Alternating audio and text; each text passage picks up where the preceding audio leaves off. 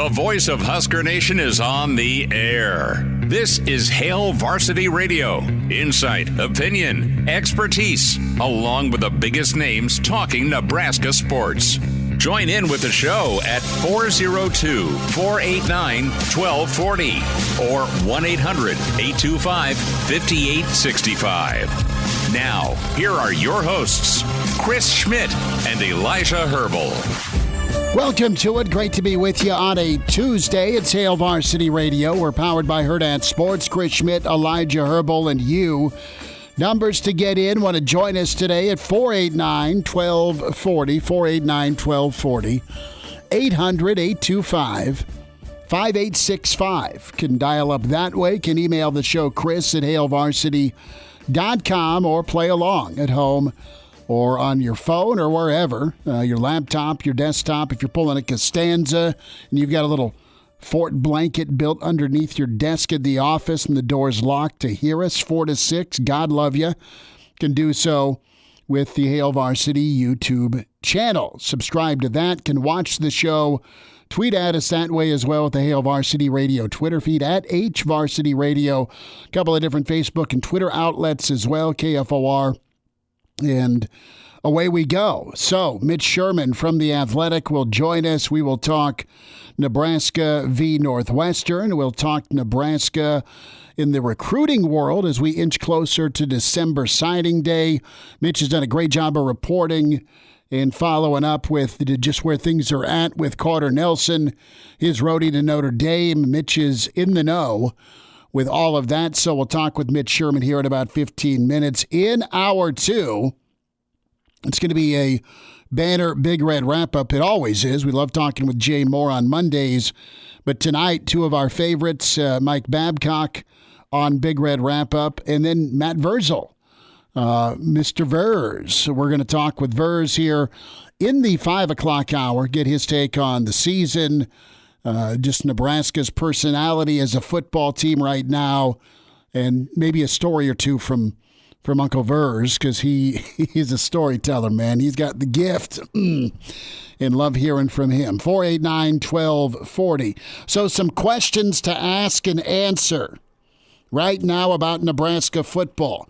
And Elijah, you alerted this to me via Twitter, and let's give our friends a quick shout out. The Twitter poll that's out there. Yeah, from Huskers Game Day. Yeah, Huskers Game Day. Good dude. Great follow, too. Yes, and so he asked the question and put the poll up. If someone gave you seats to the following, what would you rather have? Nebraska-Wisconsin volleyball Saturday or Nebraska-Northwestern football Saturday? And the poll is not really astounding when you look at the level of one team in their sport and the other team in their sport versus the 2, 3, and 3 teams that are kicking off on BTN at 2:30. Yeah, it's not surprising whenever you look at the resale prices as well. The score is being ramped. I ran into a couple of folks at that cocktail party Saturday night. I sound like an a-hole, forgive me. That's what I was doing.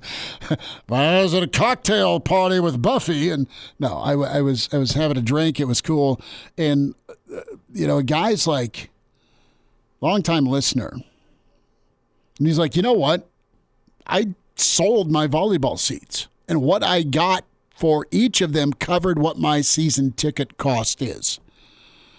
That's just how glorious and phenomenal Nebraska volleyball is. And it just kind of blew me away because usually, hey, if you can't go, usually you give them away for volleyball, for softball, in a lot of instances, baseball. Hey, even sometimes football, sometimes basketball. Nebraska, a lot of Nebraska fans or the family friends aren't going to hammer you for face value or try and make $5 extra off you. Typically.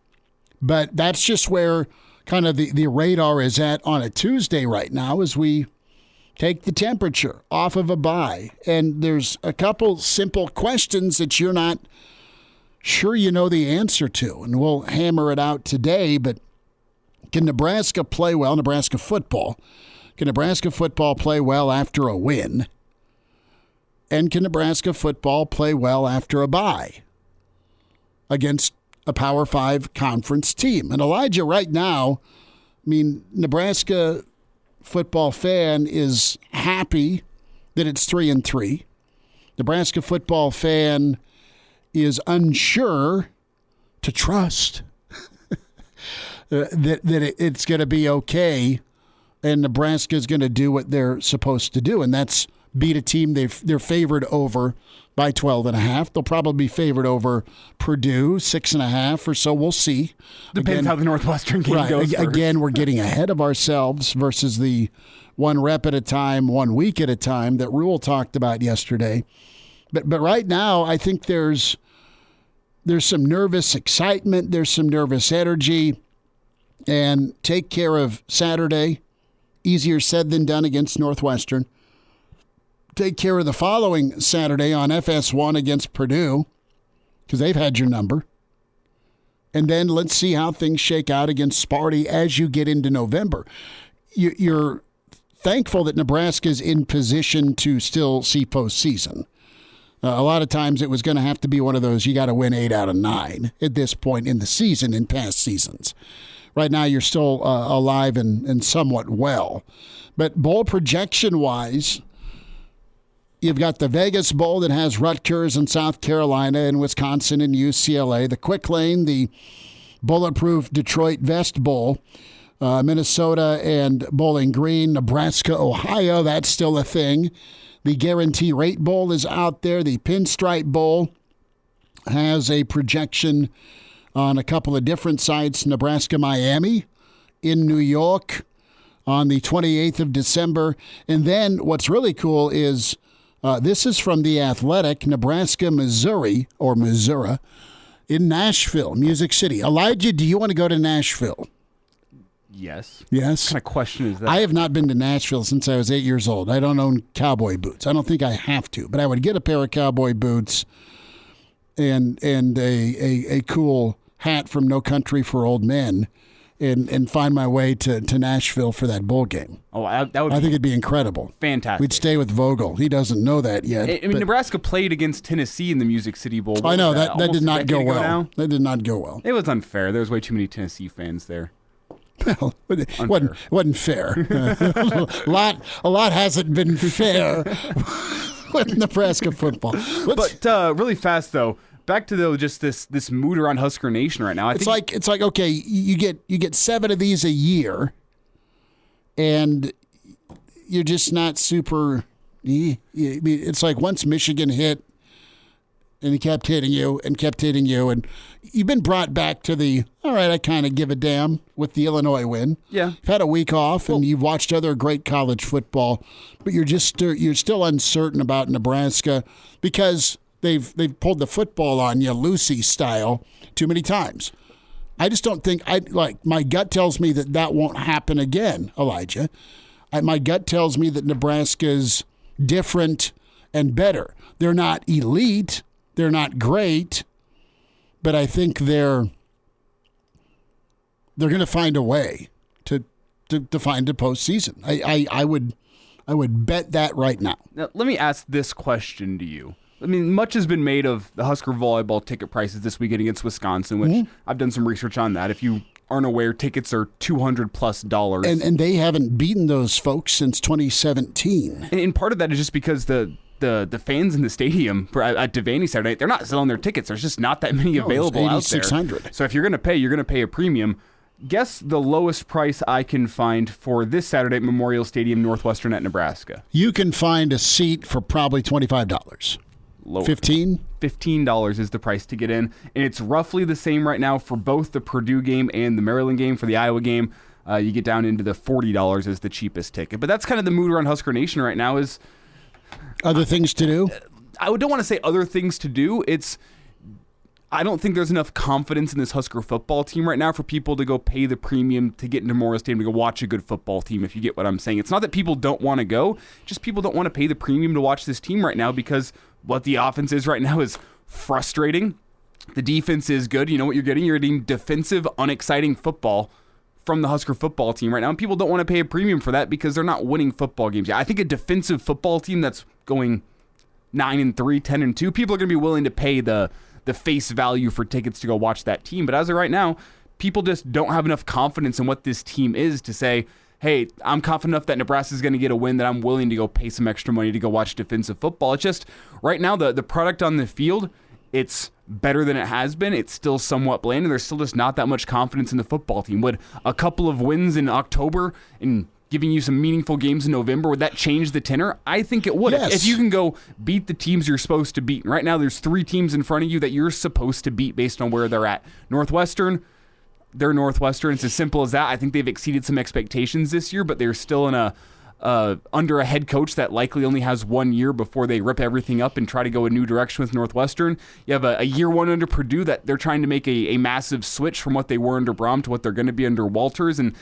they're experiencing some growing pains. They're not bad, but they're not great. And then you have Michigan State, who is spiraling, evidenced by their fourth quarter meltdown against Rutgers this past weekend. You have 3 teams in front of you that you should beat, and if Nebraska can beat all 3, which would mean Nebraska's on a 4-game winning streak. Nebraska's bowl eligible by the time you and I leave East Lansing at 6-3. There's a lot of ifs. There's a lot of ifs there. There but is. If you're leaving East Lansing at 6-3, what it leaves you is 3 important games in November, and Nebraska hasn't played truly important games in November in 6 years. They haven't, and they haven't won in November, probably in, dear God, I mean, you got to go back to the Pelini era, and it didn't always go well in November. Shive emails in. Shive, we love you. And you're not Buffy at the cocktail party. I was just referencing some sort of Schmidt's got his pinky in the air and he's hammering a martini reference where I was at a cocktail party Saturday. That's the voice. We know you were getting a vodka lemonade and a martini glass. I was not. I was drinking straight whiskey, and it was quite glorious. That's what I was doing Saturday night. So guilty as charged. Lars has responded. We may find Lars here in 20 minutes or so, but let's hear from Satterfield first and foremost, because there's kind of 2 elements at work here, Elijah. The trust factor that you're right, that, all right, Nebraska fans don't want to get too ahead of themselves to be disappointed. Part of it also is just it's hard to watch, and that's a reality. And Satterfield touches on that. And he cut 17 here from Sat here. The offense right now isn't to plan, but it is kind of a necessary evil to try and score enough points and get a win. I'll be honest with you. Like it's painful at times to watch. I get it. Like it's painful for coaches to watch because we put a lot of time into this and we have a picture of how we want it to look, and it doesn't always look that way. But we're having so much fun. Like. There's ups, there's downs, but it's fun to come in each week and kind of figure out how we're going to utilize what we have and attack whoever we're playing, and see the guys kind of adapt their roles and put their blueprint on the plan. So it may not be high flying and scoring 80 points right now, but it's a heck of a time, and it's a lot of fun because it's a group of dudes doing it together that are on the same page. They're just willing to do whatever is needed to win. Like Billy Kemp wants to catch 12 balls a game. He comes up to us before the game and he's like, I don't care if I catch a effing ball all night. He goes, I'm gonna block my butt off, and whatever we had to do to win, coach. It's just little things like that. It's fun to be around these guys. Did you hear the multiple self-censors that Satterfield He put did. He had to slam the brakes on and say twice. Yeah. And I think, you know what though? I think Nebraska fans can appreciate that grittiness and selflessness. I think you absolutely have that. And the thing that made 09 a little bit more bearable was the absolute freak show on the other side of the football. You got to see a star in Sue, and you got to see a star-riddled defense play at just an immaculate level. You're seeing a defense play their butt off and have fun and be really good. So that's one side of the ball, but that's another thing when we're talking about Northwestern seats at $15. I mean, yeah, the offense, there's just not a lot of faith right now that it's going to make a jump where it doesn't have to be style points and beautiful, but you're just limited. You're just absolutely limited. Hey, if it's going to be 74 degrees, man, Saturday. It might be the last rodeo of 70-degree weather. We're going. We're going, but it's fall football. It's October. It's going to be beautiful, and you're just going to kind of get through the offensive side. And who knows? Maybe Nebraska, off of the bye week, puts another win together, back-to-back conference wins for the first time, and don't say it. And maybe Nebraska continues to go the right direction by any means necessary, good, bad, or ugly. And I think there is an appreciation for that. It's just not super watchable right now, which I don't care. I mean, I think there is some beauty in the struggle. And well, what are you grinning at me for? I don't think there's beauty in the struggle. The physicality is a beautiful thing. I think where you beat the hell out of one another. Embrace your Big Ten, cowboy. Sure, embrace your Big Ten. I wouldn't call it beauty in the struggle, but I'd say there's beauty that the struggle is leading to different results. That's where the beauty lies. That's part of the... You have to get used to what this team is and what this team looks like, and you have to understand it's not going to be pretty all the time, but if it can lead to results. Husker fans aren't convinced it's going to lead to results, but you have 3 massive opportunities in front of you to prove to Husker fans it's going to lead to results, and we're going to play meaningful games in November. It's just about going out there and executing, getting your job done, because I think you have the advantage on Northwestern. Mitch Sherman weighs in next with The Athletic. It's that time. Hey, Mitch. Mitchie. We're looking for you, pal. Mitch Sherman from The Athletic, talking Big Red. Unleash the fury, Mitch. Unleash the fury! On Hail Varsity Radio. Back to you, it's Hail Varsity. Chris Schmidt, Elijah Herbel can find us on StreamYard, the Hail Varsity YouTube channel, Hail Varsity Radio Twitter. And Nebraska, Northwestern, Nebraska, Wisconsin volleyball. That's where you're going to spend a lot of money to go watch Saturday night. Mitch Sherman joins us from The Athletic at Mitch Sherman on Twitter. Mitch, how we doing? Good to spend a few minutes with you. Thanks for the time. Good to talk to you. Yeah, I'm going to spend some time Saturday night at the Devaney Center, and maybe not spend a whole lot of money to get in there, but the media credentials should work just fine. Well, good on you. Good on you. And it's going to be an insane atmosphere. And that's kind of where the buzz is this week is Nebraska, Wisconsin versus Nebraska, Northwestern. And I totally get it just because of where where the programs are at now. I was talking to John Cook in the hallway today when Tony White was at the podium. No offense to Coach White and the defensive coordinator, but I missed the announcement as it happened about the new black shirts that have been handed to Phelan Sanford, Nick Henrich, and Jamari Butler, but was able to catch up and I didn't miss Coach Cook out in the hallway. So it's a win both ways. It was, and we were just talking a little bit about taking the temperature right now with the Nebraska fan base from a football standpoint. I think they're excited that you beat Illinois. Obviously, you're happy about that if you're a Nebraska fan. You're happy to be 3-3. You understand that it's kind of a work in progress on the offensive side, but you're still not ready to give yourself that comfort of thinking, hey, October is going to go okay, just because it hasn't in a while.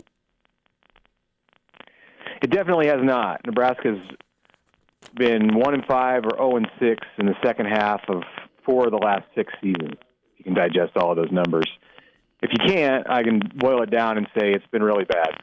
Or, as Matt Rhule said on Monday, it's been abysmal for Nebraska in the second half of recent seasons. And his explanation for that is not anything offensive or defensive. It's not about a failure to run a scheme. For him, and he's not been here through any of it, but he is extremely well educated and has gone to lengths to talk to players who have been a part of this. And I think some staffers who remain with him who've been a part of this, even people in the athletic department. He's covered all of his bases, and his assessment is that the main reason that Nebraska has struggled in the second half of seasons is because it's not focused on the moment at hand, and it's always looked big picture. And we know in several of those seasons the big picture has involved the topic that no one could get away from, which was the job security of the coach, of the head coach, or maybe it was a coordinator in a certain year. But regardless, Rhule feels that it's essential for Nebraska not to think about maybe what it saw on Saturday during the bye week when there were games on TV and the players may have been watching Wisconsin and Iowa, and you can think, man, both of these teams look beatable. They're both on backup quarterbacks. Or you can watch Maryland and say maybe they're not really the best team on the second half of the schedule. Who knows? I mean, I could make an argument after watching football Saturday that Nebraska is capable of running the table. Now, I don't think that you or me or anyone else believe that's going to happen between now and Black Friday, but there's not a great team left on this schedule. Matt Rhule doesn't want to hear that. He wants his players entirely focused on Northwestern, and not just that, he wants them mad. He doesn't want this team to feel good about a win beyond maybe the 24 hours after that game. And that's paraphrasing him. He didn't say, I don't think he wants them feeling bad, but he wants them to have a chip on their shoulder. He wants them to be angry and have something similar to the mentality that they carried into the week after Michigan embarrassed Nebraska, and they went and had a great week of practice before winning on the road at Illinois. I'm going to take care of this crack real quick. Mitch, I'll dial you back up in 2 seconds if that's okay, but there's a little interference coming to the back of the line. I'm going to get that fixed. All right, Mitch, we'll talk in a moment. Sorry, Elijah's making an executive decision and is going to blow up Mitch Sherman here on the horn. So we'll have more with Mitch Sherman from The Athletic in just a moment. Walter chimes in. Nebraska has 38 penalties for 320 yards through 6 games. Would like to see those numbers come down the second half of the season. And look at that efficiency. Already got Look at you. Wow. Mitch Sherman continues with us here on Hail Varsity Radio at Mitch Sherman. Mitch, well put just a moment ago. I want to get your take as you get the recruiting pulse. A lot's been discussed and made. Nebraska fans always eyes and ears on recruiting. Carter Nelson, a superior talent, and he found his way to touchdown Jesus. I know you've done a lot of reporting and some legwork, Mitch, with just that situation. Yeah, you're referring to the Ranchland Western? Yes. I want a scarf like I see in Yellowstone, like Rip wears, and I want a cowboy hat. I think they would have one that I could pull off. Hey, if everything goes as planned with Carter Nelson in December and he signs with Nebraska on the dotted line, maybe a good place to base the signing day coverage from could be Ranchland Western in Ainsworth, Nebraska. Let's do it.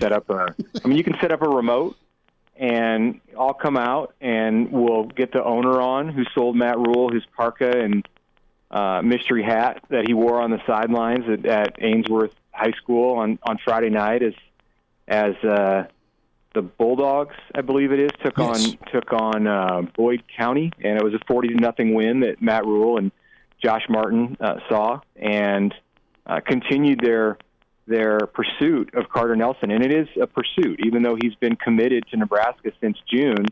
There is reason still to have to recruit him hard because Notre Dame hasn't stopped, and Notre Dame was at his game in Elgin, Nebraska, a big Class D2 battle.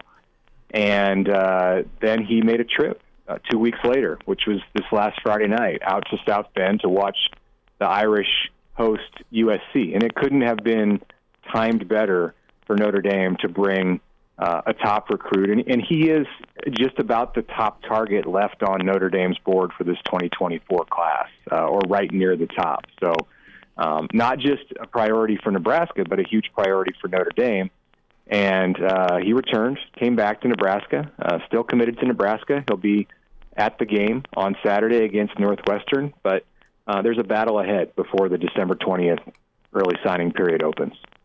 It's Mitch Sherman with us here on Hail Varsity Radio. And Mitch, I've kind of seen the sentiment online from a lot of people that that, you know what, in today's day and age of college football, with the transfer portal and with the seeming notion that commitments mean less and less as the years goes on, that you shouldn't be paying attention to recruits up until the signing day and they put that pen to paper. Is that how you feel about recruiting right now? Is there less importance because of the transfer portal and because of the tendency of kids to flip-flop before signing day? Is that a fair sentiment that some fans have? Well, I think that's frustration. I think that's, if you're at Alabama or Georgia, you're a fan of those programs, or Ohio State or Michigan, and you've got recruiting classes that are ranked in the top 5, and I'm sure Nebraska fans would feel the same way.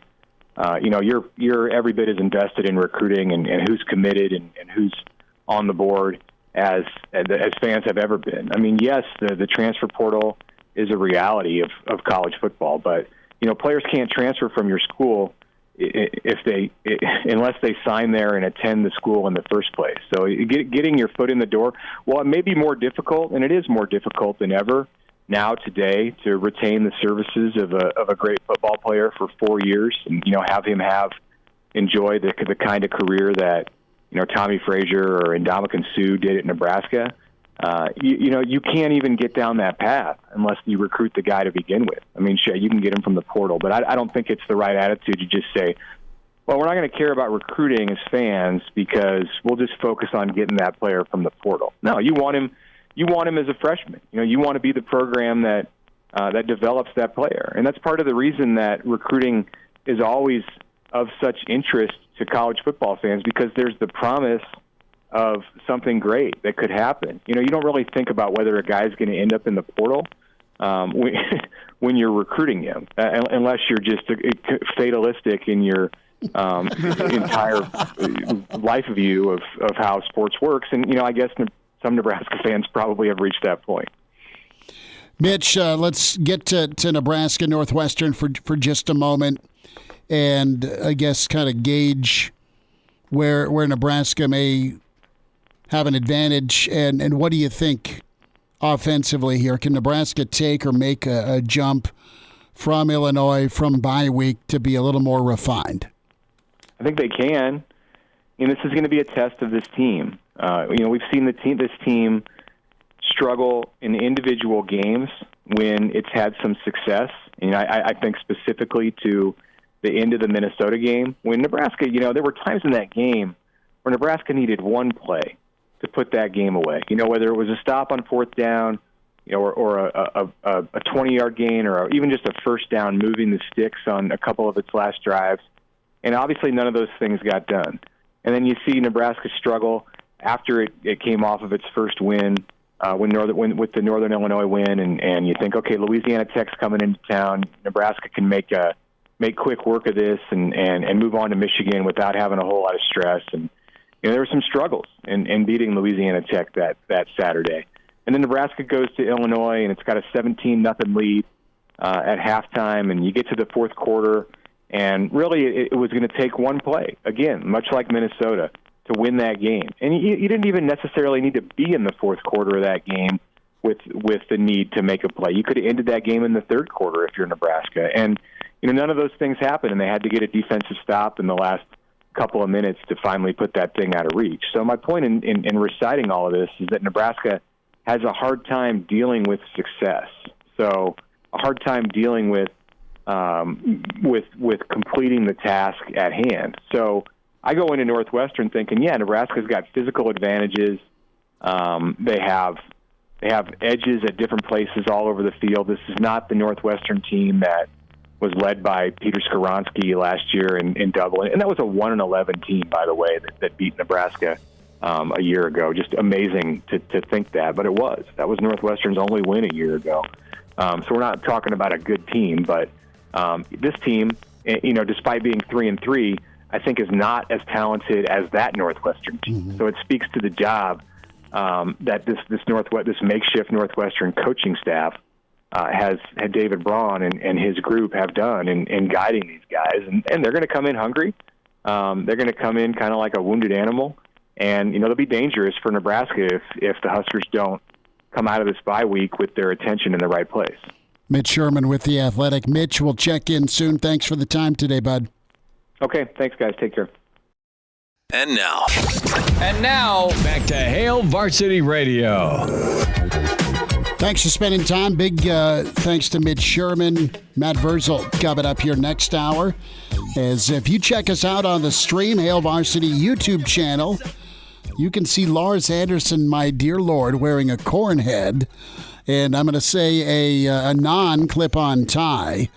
Lars, what's up, man? Thanks for giving us a few minutes today. Keep the corn head on, man, and make Nebraska fans proud again. I like the hair, though, too. Wanted to emphasize, keep the faith, everybody. Keep the faith. Keep the faith. I'm in my office here at Alabama, where I'm on faculty, and they're really kind to me. I only have to be down here a day a week, and if I had a stronger arm, I could hit the front steps of Bryant-Denny Stadium. But yeah,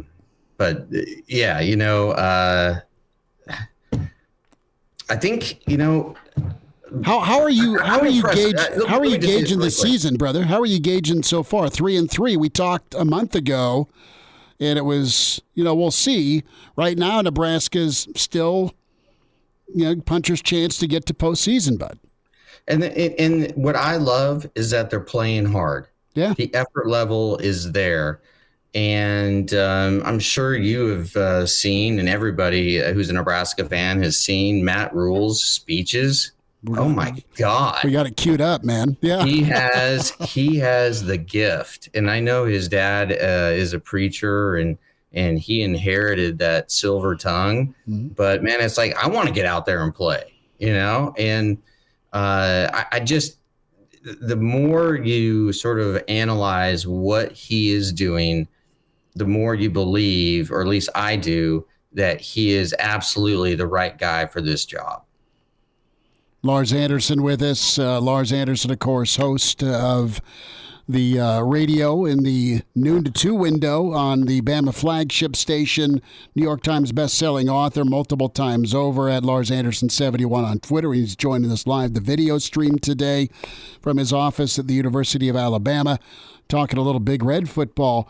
There's also this aura of excitement with, all right, they're finding a way. So they're making dinner with what's in the pantry, and it's not necessarily prime grade, and that's not a knock on the kids. It's just a transitional reality of what they are on offense, and their strength is defense, and that's where they're going to lean.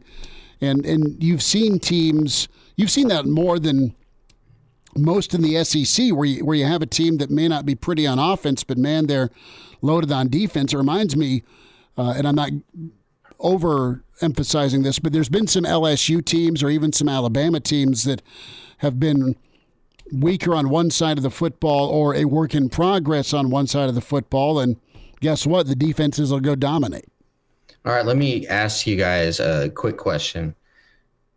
Is there more natural talent? Is there more stars in general on the defensive side of the ball or the offensive side of the ball? Who? Or is it about even? I'm guessing it's about even. I think it's even. I think you've got, I'll say this, Elijah, back me up here. You have some guys that are playing up to their stars more so on the defensive side. Yeah. Than you do on the offensive side. Would you also agree that defense is more about effort than offense? Because offense, it's precision, it's execution. Defense is like getting off a block and just running down, running to the ball. It's effort. Yeah, that's why Nebraska is so good right now on defense. They're playing a little freer. These kids give a crap. They give a crap, and they hadn't for the last couple of years, to a degree. And I just think that is a reflection that they believe in Matt Rhule. They believe in the coaching staff. Do I think the coaching staff maybe needs to be tinkered with? Possibly. Too soon. I think it's too soon. Yes. But I'm just so impressed because when you are a first-year head coach coming into a big time program like Nebraska, well, like Nebraska used to be, I should say, you have no idea the amount of crap I get from people here, right? People are giving me shirts that says Nebraska is a volleyball school. Hey, dude, if you had volleyball, calling my nickname is Volleyball Anderson. Volleyball Anderson. Hey, what did you quote me, Elijah? Nebraska and Wisconsin 1-2 matchup Saturday night after the Nebraska Northwestern game Saturday. What are tickets going for that? $200 plus, Lars. $200 for a volleyball ticket. And what can you get into Nebraska Northwestern for? $15. Volleyball Lars, I love it. That's what. But Lars, give me, what is the mood with this year? It's Nebraska down in Alabama. The mood you get. Do people care that Matt Rhule is the head coach? What's the vibe? Because from here in Nebraska, people are starting to think that Alabama looks mortal based on how they've looked this season. I mean, Arkansas gave them the scare of a lifetime on Saturday. The mood around here is, man, is it the downfall of Nick Saban? Has NIL and the transfer portal changed how he has to do things? And has the game passed him by? And I don't think anyone's going to necessarily say that about Nick Saban, but that's kind of the question mark is where is his future in the grand scheme of college football? That's what it is here. What's the vibe with Nebraska down in Alabama? Well, there's like we've like eight different stations in the network of our radio thing, and our flagship is in Tuscaloosa, and so I talk about Nebraska nonstop, and so right, now I am hearing from Nebraska fans. And Nebraska people, and I think I've like hopefully turned some in they look. I think everybody in the nation recognizes that college football is better when Nebraska is an elite program for multiple reasons. One, it's the fan base. People absolutely adore Nebraska fans. I've not heard since I've been living in the South, and then now we're approaching 15, 17, 18 years. I've not heard anybody say a negative thing about Nebraska fans. And I will get people coming up to me who were at the 71 Orange Bowl when Nebraska pounded Alabama like 38-6. And I had a woman give me a garter belt from that game that had a beat Nebraska sign on it. And she was like 85 years old. And I saw her at a bar. Okay. And she really, did she buy you a drink, Lars? She did, but I also had to pull that off of her leg. Oh, I did use my hands, and I was not handsy. No, that's fine. We just need a little story. I was very delicate. Hopefully your listeners can see me. I was very. It was not. No, I get it, Lars.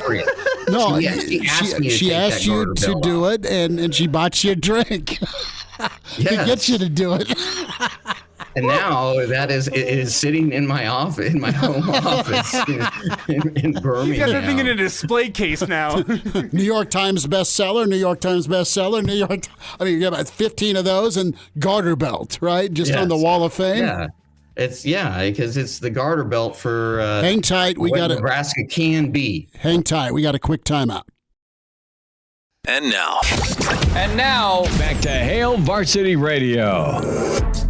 One final time this hour, it's Hail Varsity. We're powered by Hurrdat Sports, Chris Schmidt and Elijah Herbel. Lars Anderson with us in the stream, the Hail Varsity YouTube channel. Reminder about your friends at Dyer Law. If you've been injured in a personal injury accident, you can count on Dyer Law to provide you with the helping hand you need no matter what you're dealing with. Call Dyer Law and the team today at 402-393-7529 or visit Dyer.law to chat with a trusted professional about your personal injury claim. Dyer.law, that's Dyer.law, 402-393-7529. We have talked Nebraska. Lars is a big Rhule believer. Get it? There's a garter belt story in there. Now you're showing photos of you and Roger Craig. Roger Craig's brother calls us 3 or 4 you gave times. it away. This is supposed to be a surprise. Well, like, I'm sorry. Yeah. But Roger's brother, Artez, calls us from the road. He's an over-the-road trucker, whether in the Midwest, and he'll call to talk and shoot the breeze about Nebraska. I love the picture of you and Roger Craig. You got to be watching on the YouTube channel. I think this is from 1981. Sure. Is that right? Yeah, it is. And I am wearing a shirt that says Norwegians have more fun. Okay. And Roger Craig is nice enough to sort of put his arm around me. And then I got like 30 of these in my office. Okay. Because I have to remind my students, and this is the Sports Illustrated cover of when Tom Osborne won his national championship in Miami. I think for Nebraska fan, that's probably the most iconic SI cover that there is. But now I show these to my students, and I'm saving for my kids when they get a little bit older to actually show them that Nebraska hasn't sucked forever. They're working their way out of that tier, and it'll be interesting to see how they respond to Northwestern. Lars, I've got 90 seconds, big brother, and we'll do this sooner rather than later again. Thanks for giving us time. How you feel about Tennessee and Bama this week? I think Alabama's going to play really well. They have issues on the offensive line, issues on the defensive line as well, but specifically at left tackle. They went and got this kid, last name is Proctor. He was the number 1 recruit in Iowa. You guys probably remember that. Flipped at the last second, and he can't block anybody to save his life right now. And all my buddies in Alabama are saying it's because the level of high school football in the Midwest is horrible when it comes Disagree. Yeah. Okay. Yeah. So he wasn't ready for prime time, but Caden Proctor, like they got nobody else to ride with. Right. And you don't. The thing is, you don't start him as a freshman or a redshirt freshman. well, the issue that Alabama has, and this is everybody else too, there's no depth. Yeah. Because if you're not starting at Bama, you're out. Yeah. The transfer portal, you're done. And so the problems of the current state of college football are afflicting Alabama as hard as anyone. And this is an imperfect Alabama team, no question about it. But to me, it's almost like the most enjoyable because they could win every last game that they play this year and win the national championship, or they could lose out to everyone. And I was like, and I tell my friends here, like, hey, welcome to what it's like to be a Nebraska fan. Lars, we love you, brother. Be good, and we'll talk soon. Thanks for the time. Hey, thanks, guys. Thanks, Elijah. The voice of Husker Nation is on the air. This is Hail Varsity Radio. Insight, opinion, expertise, along with the biggest names talking Nebraska sports. Join in with the show at 402-489-1240 or 1-800-825-5865. Now, here are your hosts, Chris Schmidt and Elijah Herbel. Back into it. It's Hail Varsity Radio, powered by Hurrdat Sports. We welcome in Husker standout and coach over at Scott, Matt Vrzal, pizza man going on. Verz, how's your week? What'd you do during the bye? You know, Schmidt, it wasn't too bad. We had plenty of stuff to do. There's those that are in restaurant, no catering goes in waves. We had a bunch of catering and got some stuff fixed that needed fixed and got some prep work done for the high school football season, and away we go. I love it. So I was talking with my friend Mitch Sherman. It sounds like there's a pepperoni pizza with a Sherman last name, correct? There is. I made it go with Junior Sherman because they were feeling pretty confident about a football game that we won't mention. And I said, I don't think that's going to go your way, little man. And he was very steadfast in it. If Dad wasn't been there, I probably would have got a little bit better odds, but he kept asking for less and less, so we settled and we made the bet. Well, you're a man of your word. I love it, Verz. And hey, so how are you betting this second half of the season with Nebraska. I'm interested to kind of get your gauge on the first half, and I really enjoyed Coach Rhule's presser yesterday and in today's session with the players. I mean, they are zeroed in, at least verbally, right now with the one game, one day at a time thing. Fans and media, we can kind of fast forward a little bit and play the numbers game. As you have an outlook here, what do you think so far, and what do you think before that finish line? Well, when the season started, it was a thing that everybody gets these grandiose visions, right? They want, CFP and conference championships and all that stuff. And I said, let's back her down here a little bit, okay? Let's just look at this as 2 full football seasons. Okay, so if you can get to 3-3 in your first half, you can get to 3-3 in your second half, you've earned the right for 15 more practices, a bowl game that Nebraska fan will spend more money at than any bowl has ever seen in its life. They will sell more gear. They will drink more beer. They will, early prediction is it's Vegas. There will be many a fortune lost in Vegas that day. But just get to that point, because now your brand is going to be different than sitting at home watching everybody play, okay? So you've made it through the first half. Did it go the way everybody thought? No, probably not. Did you have opportunity to make it a lot easier on yourself? Yes. Okay? You learned at Minnesota that your errors are still lingering. You learned at Colorado that you kind of got caught in the moment, and then depth may be the problem. You handled the 2 in the middle that you needed to. Michigan, you're just straight up not in that caliber yet. Your goal is to get there. And everybody seems to forget that Harbaugh, after year 4, the Michigan fan base wanted him fired. They wanted him gone on to the next one, and now that's going pretty good for them.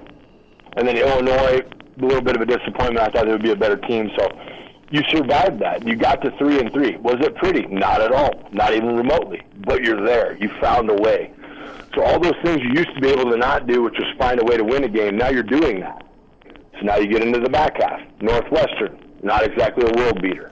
Purdue, not a world beater. Michigan State, complete, who knows what's going on there.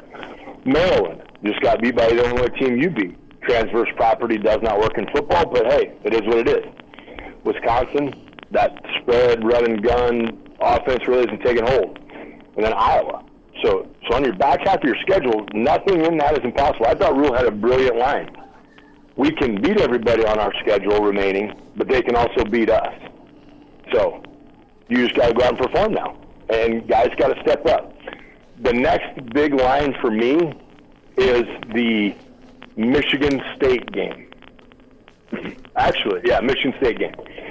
Because at that point in time, now you're into the redshirt freshman, you can play 4 games rule. Mm-hmm. And a bowl, okay? So you go play Northwestern, you go play Purdue. Now you can almost have a recruiting session inside of your recruiting session, because you can play a lot of these young kids. And you might find some of them go in and are better than what you've been starting. And then they get to play more. So it's an awesome opportunity for Nebraska. Is it pretty? No. Should we expect it to be pretty? No. But should we expect it to continue to just slowly kind of chug along and progress? Yes. Matt Vrzal's with us here on Hail Varsity Radio at Verz51. You can watch him tonight along with Mike Babcock on Big Red Wrap-Up. Excited to watch tonight and see the fellas and you guys talk some Big Red ball. Is there a sense of satisfaction as a coach or even a player if it is gutted out, you grind it out, versus that aesthetic beauty, the gritty v pretty that we've heard Will Bolt talk about on the football field? I think there's a mindset shifting, not from the fans per se, but just the coach is like, dude, you got to find a way to win. That's what's ultimate. You as a coach and as a player, that's all you want's the dub. But from your vantage point, do you appreciate the grittiness? The beauty of athletics in an era gone by was just the W, okay? Did we get a W or did we get an L?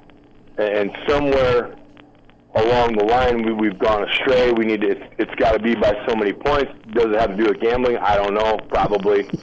But if you don't want to bet on a line, then just bet the money line. You're fine. But when you get back to just the win being the thing, here's the only question you need to ask after a game, and I would love the players to do this when they get in and media's talking to them, like, oh, well, it was this, that, the other, but it was, this didn't work and that didn't work. Dead look that report in the face and say, we won. We won the game. That is all that matters to me. That's when you know you're cooking with peanut oil, right? You're doing things in a great manner. I don't care if they outgame. Everybody laughs at Iowa. They got 500 yards in punt, and they got 250 yards in offense, whatever it is. They won. They went to Camp Randall and won for the first time in a long time. You give me wins, they can be by a point, they can be by 50 points. That's a win, okay? And Nebraska desperately needs to get back to a winning culture. Just winning the game. Ugly, pretty, gritty, whatever you want to call it. Just win. Verz, interested to get your thoughts on the psychology part, how you think Rhule's handled a team, and he laid it out there yesterday quite a bit with the scar tissue, for lack of a better term, with the coverage and attention Nebraska football has gotten for a number of years. It's just been a different era from a result standpoint with that attention. The eyeballs have always been there. The voices in the grandstands have always been there. But now you have technology a part of it. And, what's your reaction to players maybe hurt a bit by criticism? Here's the deal. If you're, to this day, there's two pieces of information that I've taken in my life that have helped me a ton. My good buddy, Seth Regan, his father, Dennis, may he rest in peace, said, newspapers are written for a reason, to sell. Okay? So they're going to do things in there that are going to try to generate revenue. They got to generate, in today's era, it's clicks.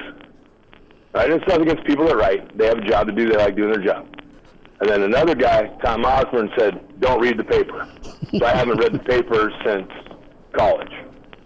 So I don't read them. So if you're a player and you're worried about that stuff, then you have other insecurities you need to handle, right? People are going to criticize you your whole life. I had a guy in here the other day criticize me. He said I thought I was in a bad mood. I said, buddy, right now I'm like a duck. Like internally everything is going every other direction, but I apologize if I walked away from your table too soon. But I got 2 toilets backing up. I got a machine that just broke, and now my air conditioner doesn't know if it wants to be on heat or cold. So it's freaking out literally right now. Like this whole thing could internally combust, but I'm trying to keep it together. Let him be mad at me. I said, yep, you're right. I'm a terrible person. I'm a terrible human being. I got it. I get it. So just developing that thick skin where you don't really care what people think is probably one of the more invaluable things that I've developed over my life. Is just there's certain times where you can be mad at me. I just don't care. You can think I suck at what I do. I don't care. And then I know what I am. I know the people that I value in my life, what they think of what I do, and then just go from there. Matt Vrzal's with us. Catch him, of course, Husker Hangover on Sunday mornings at Husker Hangover. Can follow that on Twitter. Paisan's Pizzeria at Verz51 on Twitter. Big Red wrap-up tonight along with Mike Babcock. A couple more minutes with Matt Vrzal. Verz, do I get Babs tonight? You get Babs tonight, man. Nice. Yeah, Babbers is going to rock the sport coat, and he's going to be smiling, and I can't wait to watch both you guys. Are there any rules in that thing? Like you have to wear a dress shirt? I don't, brother. I've not ever been, so you're going to have to. I'm throwing a curveball tonight. We're going to have some fun. Oh, are we going tank? What are we doing here? What? No. I'm not McAfee. I can't rock the tank top. I'm far too Slovak to wear tank tops. There's too much body hair involved there. I'll have a jacket on, but under the jacket might be a little different than everybody's used to. I love it. Would it surprise you if a guy like Makovica would roll up in a tank top on TV? No, but he would probably tuck that into his, like, most people it's like wear a tank top, you let it lay loose. Mm-hmm. Joel will tuck every shirt ever made in, like T-shirt tucked into gym shorts. No, he was that guy? Oh, yeah. Still is. Did you ever have a talk with him about it? No, he doesn't care. That may be what I learned not to care from. Joel, the only person the opinion Joel cares about is Joel's. I love it, man. So I want to talk. I think Joel just turned 50 the other day. Did he? Ooh, I'm gonna have to text him. Yeah, he's old. Man, 5-0. I'm a ways there. No, he's not 50. He's only like 40. We're gonna keep this live vicious rumor going. Well, if you see Makovica, get him an ice cream cake, but make sure there's just the big 5-0 candle versus all 50 because it'll melt the cake verse. There you go. So, teammate, and I appreciate hearing about Jeff Sims and how he continues to battle. And Harburg's been a guy who stepped in and continues to grow in confidence. Two guys that you are really close with and are close with, Tommy Frazier, Brooke Behringer. I want to ask you about just Brooke and how he handled his role after having a starring role. What do you remember about that with him and of course as close with Tommy as you are, a guy that was the ultimate competitor? Yeah, it was, man, to think back on it now, you were watching like two alpha competitors, both wanted to be the man at the time was the predominant university to be the man at, and to watch him handle it, to see how to handle things like a grown man should, and the communication that went on with the coaches and all that kind of stuff, it was cool. It was.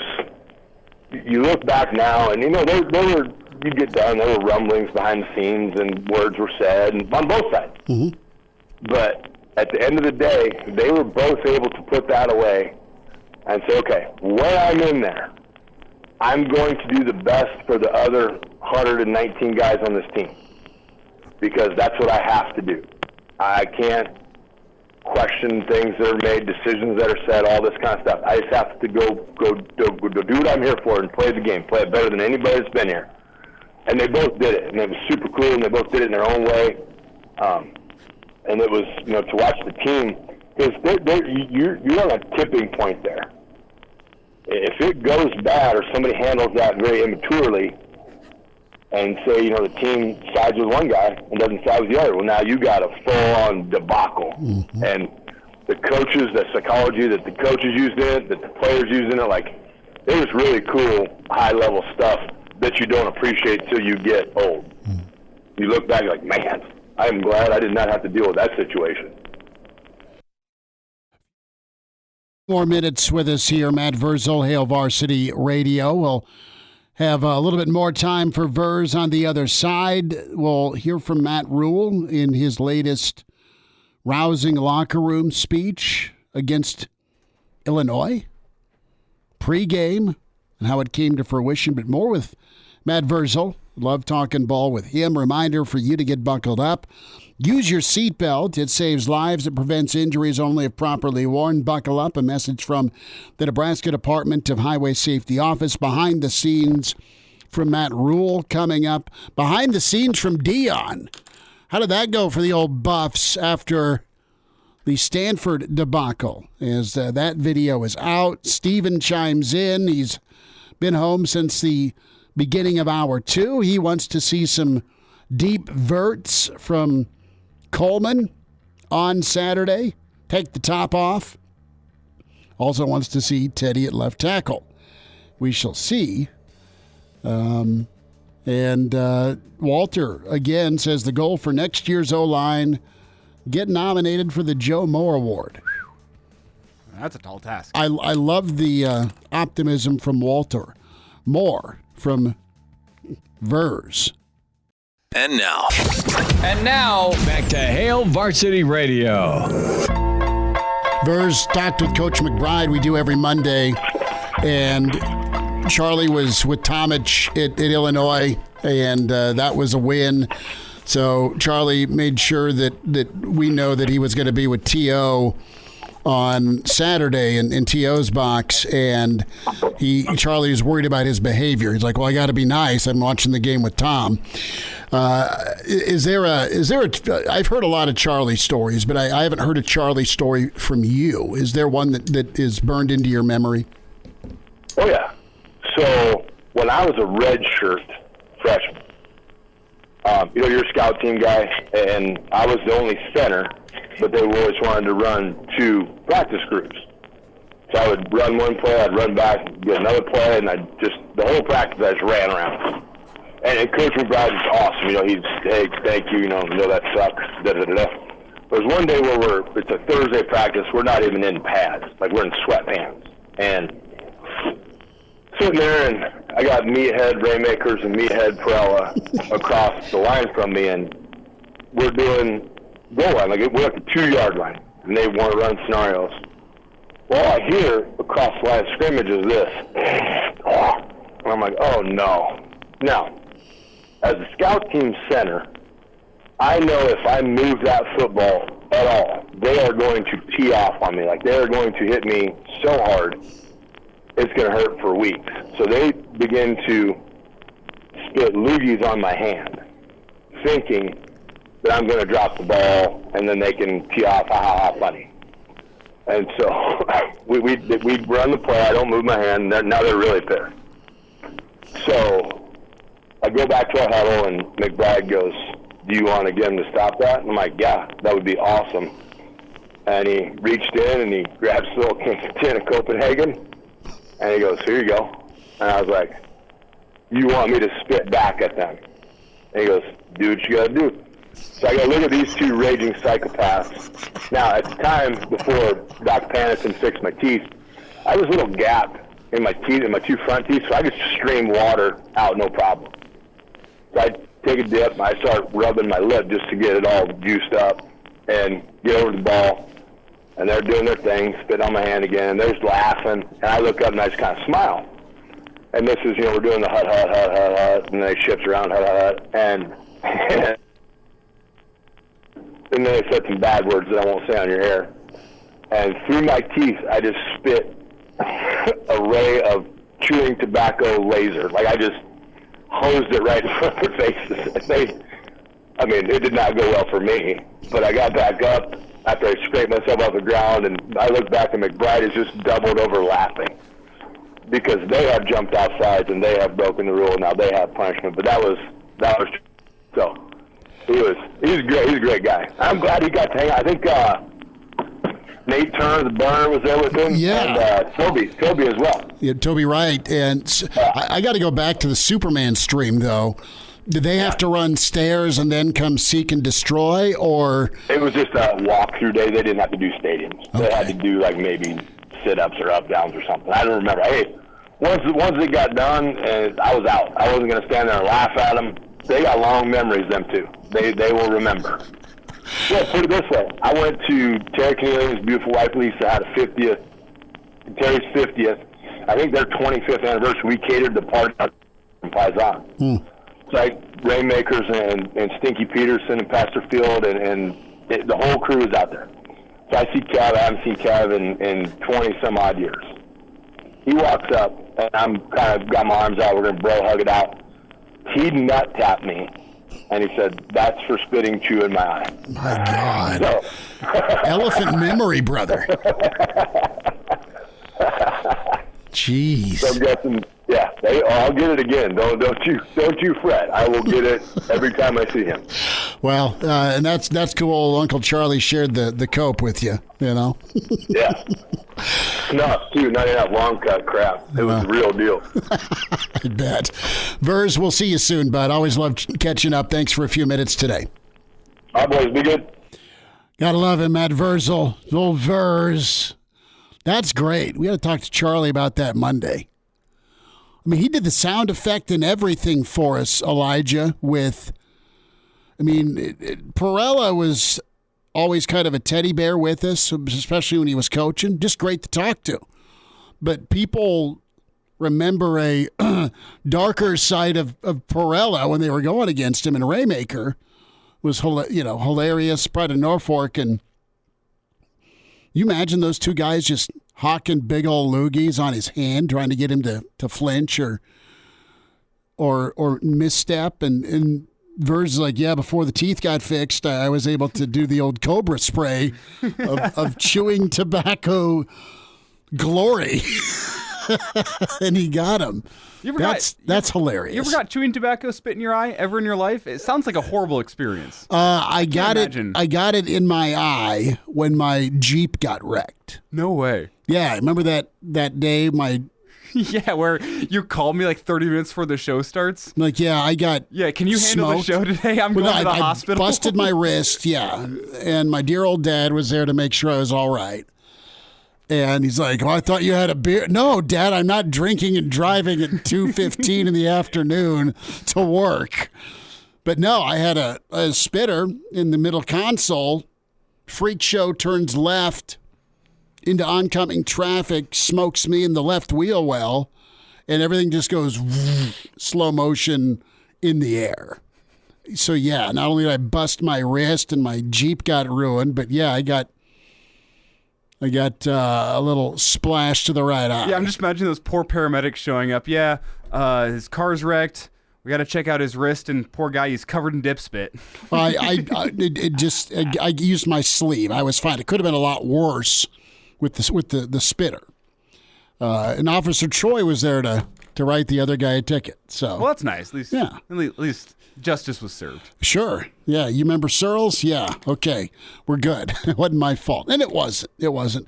But you played with Foster, and Foster was a nasty guy on the line. He was a couple years ahead of me, so I never... Did you learn any habits of nasty? Well, he did the old spitting on people before the snap, spitting on their hands. I think at one point he threw up on a dude's hand on the ground and just then proceeded to beat him into the dirt the next play. Like, they're all lined up pre-snap, handed the dirt. Gerald throws up. If I remember the story correctly, this would have been my freshman or sophomore year of high school. So I was not playing against him at the time. I think it was... I'm trying to remember the opponent, and I can't remember now. So if this was you and you're listening and Gerald Foster ever threw up on your hand before a play and then proceeded to beat you into the dirt, give us a call. Let us know. We'd love to hear your side of that story. But, that's a classic O-lineman move, the old spit on the hand before the play, or... as Gerald would do, if I remember correctly. And I believe I remember correctly, it was throw up on the dude's hand and then just absolutely pancake him. The best thing to do, and this was pretty good for basketball, even pickup basketball, was you go play and you don't shower and you just get your pits all sorts of Eastern European BO-ish. Where you're like Vlade Divac, where you haven't showered for 3 days. You have that Eastern Bloc BO, and then you just you rub your pit as you're trying to keep someone that's much taller and bigger than you from backing you down in the paint. I'd rather get my hand spit on the line of scrimmage. Easy, not even close. There's no question. The look in your eye, you are absolutely disgusted right now. That's so much grosser than getting something like you get your hand spit on. Okay, yeah, you just wipe, but you have the 3-day I haven't showered BO. That's playing old man Y ball. Ugh. Dude, you're not, it's going to give you an advantage. At least some of his asthmatics thought so. Who's on the horn? We got Bill on the line. Bill, thanks for calling. Welcome into Hail Varsity. Go ahead. A hell of a time to call him with this discussion Bill, topic. Get us on the right jump path. in here. Oh, okay. I'll try and not interrupt. Boy, I don't want to say much about the quality of the conversation. It was not quality. We were talking. Ver's got us down the right path of the wrong path of trying to mess with your teammates. Yeah, big nasties. I'm in Norfolk. You talked about Raymakers. I'm like, yep, he would do that. Okay, and then the other thing was, I'm in my backyard grilling ribs. I went in the house to get some seasoning and sauce, and I come back out, and there's some guy on there talking about sitting in a bar in Alabama, and an 85-year-old woman buys him a drink, and he's taking her garter belt off. I'm like, did my dog changed the channel No, here? I was enjoying listening to this. That was Lars. That was Lars Anderson. Lars, we love you. Lars he was always representing Nebraska, and I guess he represented Nebraska that afternoon in a bar. I wasn't sure what I was listening to. Okay. The main reason I was calling was that, Northwestern, and I love what Nebraska is doing so far this season. Mm-hmm. Probably should have beat Minnesota. And I'm from Minneapolis, but I've lived in Nebraska since 1990. Sure. Okay. When Nebraska joined the Big Ten, I can still remember a lot of my friends saying, okay, now we don't have to deal with Texas, Oklahoma, and yada, yada, yada, those guys. And I was like, they were saying Indiana, Illinois, Minnesota, Northwestern. They said, hey, watch out. Every year, I grew up in Big Ten country, every year, Northwestern bites somebody in the butt. And they've already done it to Minnesota. Minnesota was at 21-0 and 31-10. Northwestern beat them in overtime. Northwestern bites somebody, and it's been Nebraska. And you have Illinois that is always going to bite somebody. They just bit Maryland. They bit Wisconsin 2 years ago. Sure. So it's a different Big deal. Ten West. Let's look at it. You guys were talking about it before, and the guy who's taking garter belts off 85-year-old women. He's absolutely right about that. Lean on that defense, and Harburg has been outstanding. I don't know where Coach Rhule said, hey, let's maybe try this option thing. I mean, he has been outstanding on that. I think Nebraska's not going to beat Iowa. They're not going to beat Wisconsin, but the rest of it, that is out there. And another thing that I have noticed in watching Nebraska play is that not only is that defense very good, and both lines have been playing very, very hard and very, very well.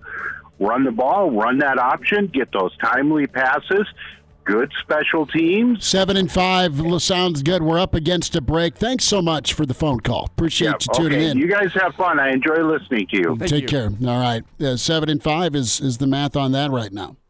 And now, back to Hail Varsity Radio. Back with you. It's Hail Varsity. Open phones here till 6. And good stuff today. Matt Vrzal, Lars Anderson, Mitch Sherman. Podcast is there for you. Spotify, iTunes, Google Play. And the video portion, the Hail Varsity YouTube channel, you can actually see Lars describing the garter belt incident that he was a party to in the Alabama bar. He didn't put a timeline on this, did he? Didn't say this summer. Did he say this summer?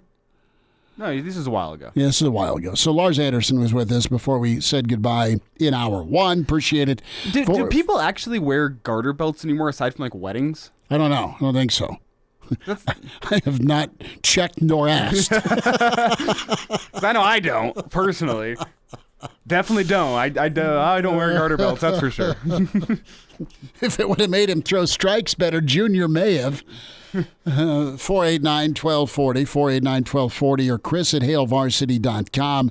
Let's hear from Matt Rhule as prophetic with his pregame against Illinois, as you have new episodes that rolled out. Was it last night? Last night, yes, sir. Last night for the, what is it, GB Rewind? Mm-hmm. The reality show that's on the Husker account on YouTube. And Rhule knew what he was talking about when it came to the 1 foot line as he continues to motivate. I pray with my father for every game.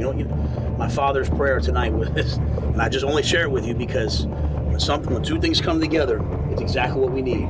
My father said, I just pray that they play unleashed. At Corey just said the leash is off. So the leash is off, and it's time to fight. Now, you gonna fight? You gonna fight? You gonna fight when we have them down? I know that. Are we gonna fight? Are we gonna fight when they have the ball on our 1 yard line? Are we gonna fight if they go up 14-0? Are we gonna go fight if we're up 14-0? Sherm said it. It's 0-0 on the board. It's 0-0 on the board. He said it, but we said a lot of things. We've said a lot of things. It's time people feel us. I'm tired of people not knowing who you really are. But do you know who you really are? I saw it on Sunday. I saw it on Tuesday. Now somebody else got to see it. They say a man who gets down on his knees has forgotten how to die. Ain't nobody here gets down on their knees today. You fight if it means you die. You fight, you fight, you fight, and you take for once what we want. Enough of this waiting for something good to happen. Who's the guy that's supposed to make the difference? I'm surrounded by him. Now you guys freaking do it. We on the same page? Yes, sir. Fight, fight, fight. Tag and get us right. Let's go. Wow. I had heard about it. Now I got to hear it. And that was super impressive. And you've got the words, you've got the motivation, you've got some of that mindset on the same page, Elijah, but then you got to see it happen on the field. And that's kind of what he was saying with the we've said a lot of things. Yeah. We've said a lot of things. And that's what cut deep to me. And I think everyone's going to focus on the fact that Matt Rhule has this weird fixation with his players dying on the field. I say that kiddingly, obviously. Right. It's a tactic, clearly. But that was what stood out to me was the fact that he said, we've said a lot of things. It's time to go show everyone who we actually are. Well, the unleashed part. Mm-hmm. They're afraid to screw up. And that's an ongoing thing, and that's Nebraska fan. We get back to what we started talking about here, the volleyball versus the football buzz for this weekend. And Nebraska fans afraid to go all in just because of what should happen versus what has happened. And I tell you what, like, the offense went and lived it out. That offense did not look like they were afraid of making a mistake against them. No, they were aggressive. They made plenty of mistakes, but you were able to trust the defense and say, hey, despite the fact that we're going to go 3 of 6 getting points in the red zone, we trust our defense. Our defense is going to pick us up because our defense is playing unleashed. And well, they threw a deep ball on play 2. Same play call that got you the strip sack out of the gate. Was that against Minnesota? Was against Louisiana Tech, right? Second play for Harburg? Northern Illinois. It's blurring. I should be better. Here is Tony White talking about that goal line stand and what it did for the D, what it did for the game. Feel after that was made was that they can do anything, and again, I keep expressing the fact that the young men on the grass, they train all year to get big and fast and strong, and then they go through drills and they go through practice. But when they do it on the grass, in front of everybody, the validation and the confidence, you see it right then and there. Like when they ran off the sideline on that, you felt like they can do anything tonight, And when they did that, anytime, talk about in the fourth quarter, no matter what, anytime the defense had to run on the field, those guys were geeked up. So now, again, they saw that what they had to do to get themselves ready to play. They saw what they're able to do when they believe and they play with confidence and swag. Now it's a matter of making sure we replicate those things in practice so that way they can take the grass knowing that they're ready to do that thing again. Lot of process here for the Nebraska defense, the offense, the special teams, this year one team. More from Tony White, specifically the knockdown, drag-out games that you get in the Big Ten. There's 2 views, right?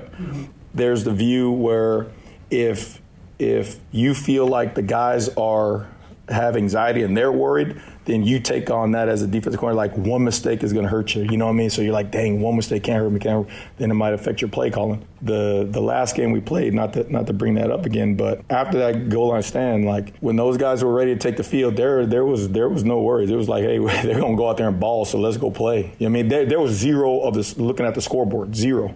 They wanted to play football. They wanted it to be Sunday night. You know what I mean? So I think that's the key, that Coach Rhule was able to get them to that point to know what it was like, to have that kind of success. So now everything is geared towards replicating that, and then increasing it from there. So that worked out well for Nebraska. What they've spoken into existence was lived out on the field in a monster moment against Illinois. Now you carry it over where you don't worry about the scoreboard, and it's Northwestern, and you got to respect them. You got to come out with the same energy and intensity and go to work. Here's Coach Prime after you blow a 29-point lead, and surprise, you get to practice on Saturday. Wait. I don't think I have this pulled up. It should be in my folder. Got it. Okay, let's see. You're not going to be taken care of. You're not going to be looked after. You're not going to have the luxuries of all this. And you're going to have to go out there and get it on your own and work your butt off. Because ain't nobody going to give you nothing. I don't understand. I don't think you understand what this world consists of. What we just did today was pathetic. All the love that you received, all the love that we received, you getting ready to see that flip. Yeah. And don't get beside yourself on social media and start responding to the foolishness because they're right. They're right. And we practicing tomorrow. God bless. Have a wonderful night. All the love, it's gonna flip. Hey, him and Matt Rhule, same philosophy. We're practicing tomorrow. Yep. We'll wind down a Tuesday because we clearly got to practice tomorrow. Hail Varsity continues. And now, back to Hail Varsity Radio. One final time, it's Hail Varsity. We're powered by Hurrdat Sports. Big thanks, Matt Vrzal. Catch him on Big Red Wrap-Up. Mike Babcock on Big Red Wrap-Up tonight. Mike Babcock tomorrow on the show. Lars Anderson joined us from the Lars office in Birmingham, Alabama. I should say Tuscaloosa is where he was at. So good to see Lars Anderson. Mitch Sherman, great stuff from Mitch. Get all of the episodes, get all of the segments you want to hear, and find those on Spotify, on iTunes, on Google Play, and download the show. Tell a friend or watch the video portion of Hail Varsity Radio. The Hail Varsity YouTube channel can subscribe that way. That's also where you catch us Saturday mornings. Now, we've got quite a laundry list of traveling to do this week. We are out at the Single Barrel, so come get a whiskey and say hi on Thursday, 4 to 6. Single Barrel inside the Graduate, 9th and P. On Friday, we are up at the Hurrdat Sports Bar and Grill in La Vista. So if you're making your way up that direction for some high school football, come by, get some cheese curds and a cocktail. Saturday, back at the Single Barrel inside the Graduate for the weekend edition show that kicks off at noon. We are on noon to 2 ahead of Nebraska Northwestern. And then Monday, next week, we are at Rosie's, a Big Ten Rewind, Monday Night Football, Rosie's downtown, Lincoln, 10th and P. So you've got options. Mm-hmm. Come see us. There's some sunglasses I've got for you. Not prime sunglasses, but we've got some goodies. Get a koozie, too. Yeah, it's going to be 70s all week. You would not believe how many koozies I have in my house. Not only ones I've stolen from work, but also just a general koozie collection. You need them. I got like 8 in my golf bag. Gotta have them. I have a big jar on top of my refrigerator because, I'm a 20-somethings that lives in a house with roommates, so we don't have great organization. Mm-hmm. We need a female in the house, honestly, and that's not to be sexist or anything. Wow. We don't have an eye for design. What if I send the bunny over? You have 2 dogs that are somewhat cute, so she'll appreciate that. Yeah. That will keep you from being shivved for a little while. Well, I don't know how to answer this respectfully. I don't know.